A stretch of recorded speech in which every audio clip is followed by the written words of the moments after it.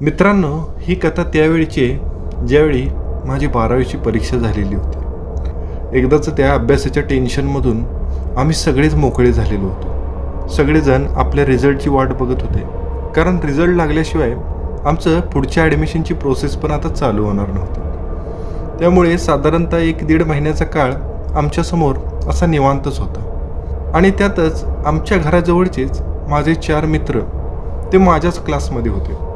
पहिलीपासून आम्ही सगळेजण एकाच वर्गामध्ये होतो, त्यामुळं आमची दोस्ती खूपच घट्ट होती. एक दिवशी आम्ही चौघजण असंच गप्पा मारत बसलेलो असताना आमच्या चौघांचं ठरलं की एकदा नाईट कॅम्पिंग करायचं. आता आमची नाईट कॅम्पिंगची कथा सांगण्याआधी मी तुम्हाला माझ्या सगळ्या मित्रांची ओळख करून देतो. मी, माझा मित्र अमोल, गणेश आणि रोहित असा आमच्या चौघांचा ग्रुप होता. गणेश एकदम बिनधास्त होता आणि अमोलच्या बाबतीत तर काही विचारूच नका. तो प्रत्येक गोष्टीमध्ये पुढं असायचा आणि हे नाईट कॅम्पिंगचं प्लॅनिंग पण त्याचंच होतं. तो एक यूट्यूबर पण होता आणि तो एक यूट्यूबर असल्यामुळं त्याला या नाईट कॅम्पिंगचा एक ब्लॉग पण बनवायचा होता. पण आम्ही जी नाईट कॅम्पिंगसाठी जागा निवडली होती ती तशी खूपच रिस्की होती. ती होती गजापूरच्या डोंगराच्या बाजूला जे जंगल होतं त्या ठिकाणची जागा. आता मित्रांनो, गजापूरच्या डोंगराबद्दल आणि त्या जंगलाबद्दल तुम्हाला सांगायचं झालं तर ते जंगल एकदमच घनदाट आहे. तिथून फक्त एक हायवे जातो आणि दिवसभर फक्त तिथं गाड्यांची रहदारी असते. संध्याकाळी त्या रस्त्याने जास्त कुठल्या गाड्या पण जात नाहीत. ज्या लांब पल्ल्याच्या ट्रक किंवा लॉरीज वगैरे असतील त्याच फक्त जातात. रात्री 8 नंतर तो रस्ता जास्त करून सामसूमच असतो, कारण त्या जंगलामध्ये गेलेल्या बऱ्याचशा लोकांचं हे सांगणं होतं की त्यांना या जंगलामध्ये वेगवेगळ्या जंगली प्राण्यांचे आवाज ऐकायला मिळालेले आहेत. काय लोकांनी तर असं पण सांगितलं होतं की त्या जंगलामध्ये भूतं पण आहेत.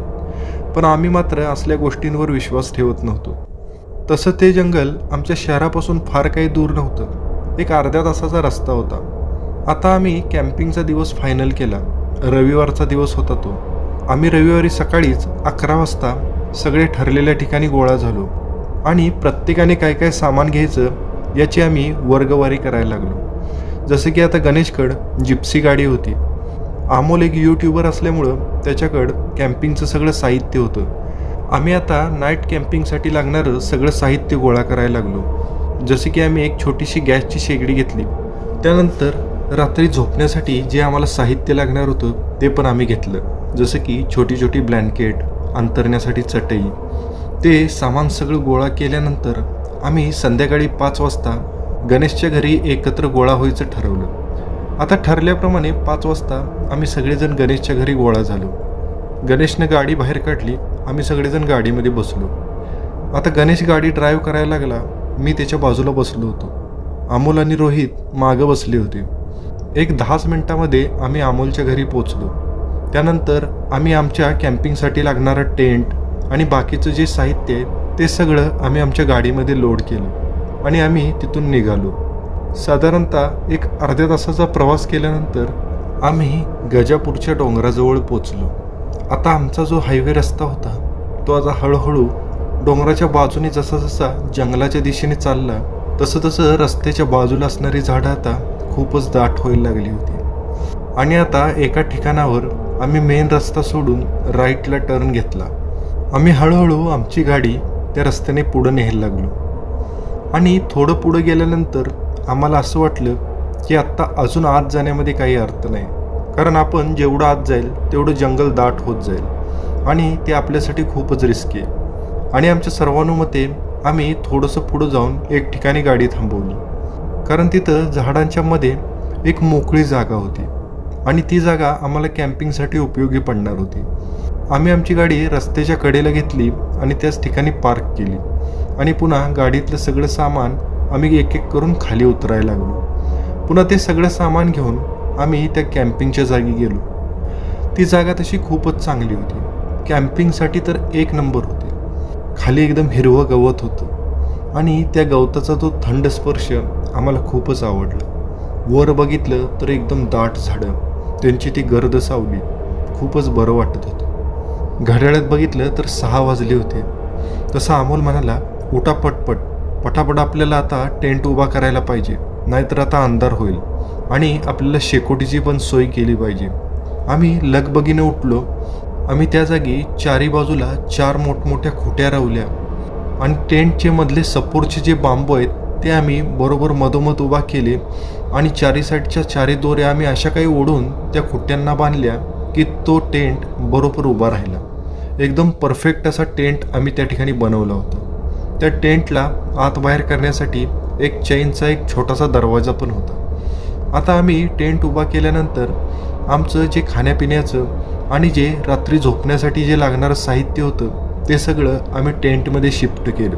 आम्ही पटापट गाडीमध्ये ठेवलेली वाळलेली लाकडं टेंटच्या समोर घेऊन आलो आणि तिथं आम्ही एक चांगली मोठी शेकोटी पेटवली. आता आम्ही चौघं पण त्या शेकोटीच्या भोवतीने बसलो. अमोल सारखा कॅमेरा चेक करत होता की त्याचं रेकॉर्डिंग चालू आहे का नाही. त्यांनी आम्ही जंगलात उतरल्यापासूनचा सगळा ब्लॉग बनवायला सुरुवात केली होती. आता त्या शेकोटीला शेकत शेकत आम्ही बऱ्याचशा गप्पा मारायला लागलो. त्या हिरव्या गवतावर लोळायला लागलो. आम्हाला खूपच भारी वाटत होतं. आम्ही ते क्षण खूपच एन्जॉय केले. अमोलने आता टेंटमध्ये जाऊन तिथं पण एक कंदील लावला, कारण टेंटमध्ये पण उजेड असणं गरजेचं होतं. आता अमोल एक यूट्यूबर असल्यामुळं त्याने टेंटच्या आतमध्ये पण एक कॅमेरा प्लेस केला होता आणि एक कॅमेरा त्यानं टेंटच्या बाहेर एका झाडाला लावलेला होता. आम्ही आता एक 8 वाजेपर्यंत त्याच शेकोटीच्या बाजूला शेकत बसलो. पुन्हा थंडीमुळे आमच्या सगळ्यांना भूक लागली, पोटामध्ये कावळे ओरडायला लागले. तसं आम्ही आता ठरवलं की आता काहीतरी खाण्यासाठी बनवू. आम्ही पटापट टेंटमध्ये गेलो आणि आमच्या साहित्यातला गॅस आणि छोटासा सिलेंडर आम्ही बाहेर आणला आणि आम्ही खाण्यासाठी काहीतरी बनवायची तयारी करायला लागलो. आता आमचं जेवण भरपूर झालं होतं. आमची पोटं भरली होती. सगळ्यांनी डेकरा दिल्या आणि आता पोटामध्ये भर गेल्यानंतर आमच्या सगळ्यांना झोप लागायला लागली. आम्ही सगळेजण पेंगायला लागलो. साधारणतः 9 वाजले असतील आणि अचानक जंगलामध्ये रातकिड्यांची किरकिर वाटली. दिवसा एवढं विहंगम वाटणारं जंगल रात्री एखाद्या नरकासारखं भासायला लागलं होतं. आता आम्ही अंधारामध्ये एक 5 फूट लांबची वस्तूसुद्धा नीट बघू शकत नव्हतो. पण अमोलने झाडावर लावलेला जो नाईट कॅमेरा होता तो मात्र अंधारातलं पण सगळं दृश्य एकदम व्यवस्थित कॅप्चर करत होता. आता सगळ्यांनाच वाटायला लागलं की जाऊन आता झोपावं, कारण सगळेजण खूप दमले होते. आम्ही अजून शेकोटीमध्ये 4-5 लाकडं टाकली, कारण ती शेकोटी किमान रात्रभर तरी जळत राहावी. शेकोटीची आग चांगलीच भडकली. पुन्हा आम्ही सगळेजण उठलो आणि आम्ही टेंटमध्ये गेलो. टेंट चांगला ऐसपैस होता. चारी बाजूला आम्ही 4 चटई अंतरल्या आणि त्यावर आम्ही एक एक करून झोपलो. टेंटमध्ये गॅसचा कंदील पण होता, तो चालूच होता. आता जसं आम्ही आमचं अंग चटईवर टाकलं तसं पटापट आम्हाला कधी झोप लागली ते आम्हालाच कळलं नाही. पण अचानक मला जाग आली, कारण माझी झोप खूपच जागरूक होती. बाहेर थोडा जरी आवाज झाला तरी मला लगेचच जाग यायची. त्यामुळं मी उठून बसलो. बाकीचे तिघे मात्र झोपलेलेच होते. अमोल तर घोरायला लागला होता. मला जाग येण्याचं कारण होतं ते म्हणजे जंगलातून येणारा विचित्र आवाज. मी आता उठून तो आवाज नीट ऐकायचा प्रयत्न करायला लागलो होतो. आता जंगलातून वारं घोंगावायला लागलं होतं आणि त्या घोंगावणाऱ्या वाऱ्याचा एक विचित्र आणि भयानक आवाज माझ्या कानावर पडायला लागला. त्या आवाजानं माझं काळीज धस्स झालं. माझं मन खूपच घाबरलं. पण पुन्हा मी विचार केला, नाईट कॅम्पिंग करायचं आणि जंगलात राहायचं म्हणजे या सगळ्या गोष्टी कॉमनच आहेत. त्यामुळं मी त्याच्याकडे जास्त लक्ष दिलं नाही. पण हळूहळू मला एक वेगळाच आवाज माझ्या कानावर पडायला लागला. तो आवाज म्हणजे काहीतरी गुरगुरल्यासारखा होता, जसा की जंगलातला एखादा प्राणी गुरगुरत असावा. पुन्हा माझ्या मनात विचार आला की एखादा जंगली प्राणी वगैरे आसपास असेल. पण आम्ही बाहेर शेकोटी पेटवलेली असल्यामुळे मला माहिती होतं की तो प्राणी आमच्या या टेंटच्या जवळ तरी येणार नाही. आणि मी पुन्हा तसाच माझ्या चटईवर पडलो. पण मला आता झोप लागत नव्हती, कारण बाहेरून येणारे ते विचित्र आवाज मला झोपू देत नव्हते. क्षणाक्षणाला वेगवेगळ्या आवाजांनी माझं मन घाबरून उठत होतं. आता माझ्या लक्षात आलं होतं की शेकोटीची आग पण आता थोडीशी कमी झालेली आहे आणि जो बाहेरून येणारा गुरगुरणारा आवाज आहे तो आता थोडासा जास्त जवळून यायला लागला आहे. मी माझा मोबाईल काढला आणि मला भीती वाटू नये म्हणून मी मोबाईलमध्ये कॉमेडी व्हिडिओ बघायला लागलो. कसं तरी 10-15 मिनटाचा मी टाईम ढकलला आणि अचानक मला माझ्या तंबूच्या बाहेरून एक विचित्र आवाज आला. मी झटकन माझा मोबाईलमधला व्हिडिओ पॉज केला आणि तो आवाज नीट ऐकायला लागलो. तर मगाशी जो गुरगुरणारा आवाज येत होता तो आता तंबूच्या एकदम जवळून येत होता आणि ती गुरगुरणारी वस्तू त्या तंबूच्या गोलाकार सगळ्या बाजूने फिरत होती. माझ्या लक्षात आलं होतं की तो प्राणी आता तंबूच्या एकदम जवळ आलेला आहे आणि तो आता तंबूला घिरट्या घालत आहे. आता मात्र सगळ्यांना उठवणं भाग होतं, कारण हे एकदम रिस्की होतं. जर तो प्राणी आतमध्ये आला तर आमच्या चौघांचं पण काय खरं नाही, कारण शेकोटी पण आता विजत आलेली होती. तसं अमोल माझ्या बाजूला असल्यामुळं मी अमोलला गदागदा हलवायला लागलो. अमोलला चांगली झोप लागली होती, पण मी त्याला एक जोराचा झटका दिला तसा अमोल दचकला आणि एकदम उठून बसला. तो एकदम घाबरला. तो म्हणाला, काय झाले, झोपू दे ना यार. तसं मी त्याला बोटानेच गप्प बसायचा इशारा केला आणि मी बाहेरच्या आवाजाकडे इशारा केला. तसं तो पण कान देऊन ऐकायला लागला आणि त्याला पण तो आवाज ऐकू आला. त्याने पुन्हा रोहितला आणि गणेशला पण उठवलं. ते दोघं पण डोळे चोळत चोळत उठले आणि त्यांच्या पण कानावर तो आवाज पडला. आमच्या चौघांचे चेहरे भीतीने पांढरे फटक पडले होते. आम्ही चौघजण एकमेकांच्या तोंडाकडे बघायला लागलो, कारण आता कुणाला सुचत नव्हतं की काय करायचं.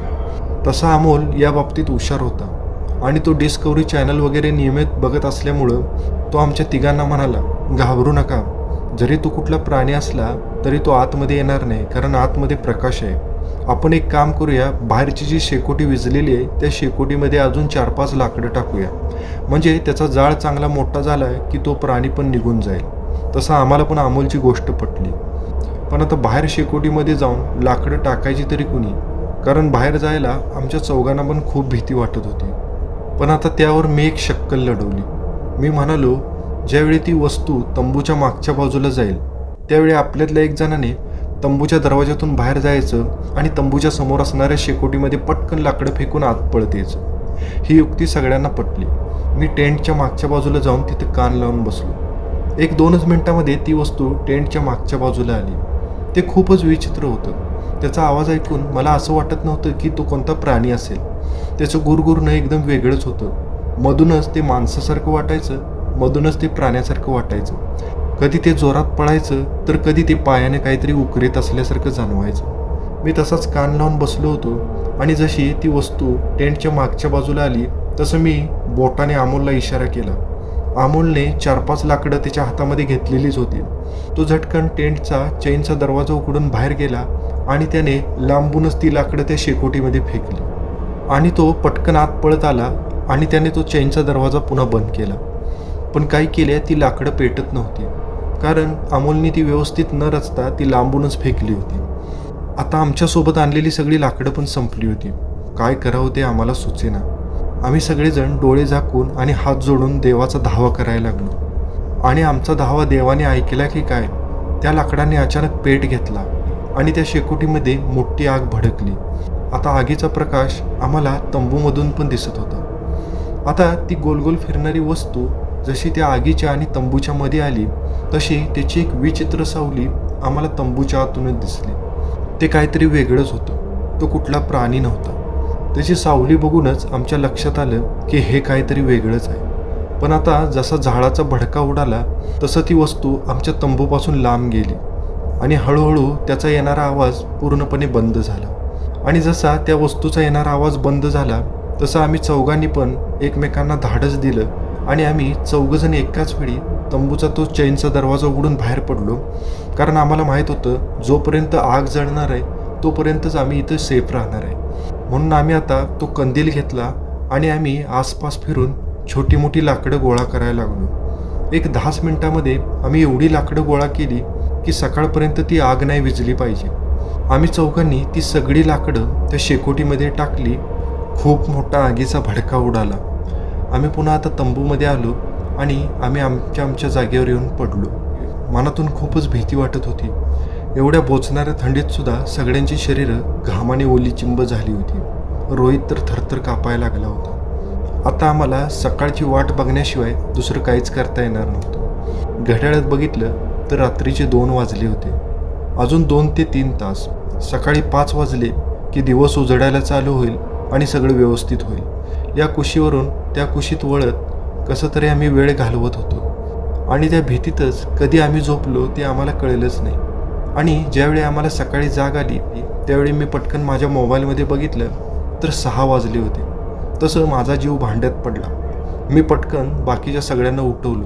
ते सगळेजण डोळे चोळत उठले. आणि सगळ्यांना अचानक तो रात्रीचा किस्सा एकदम आठवला.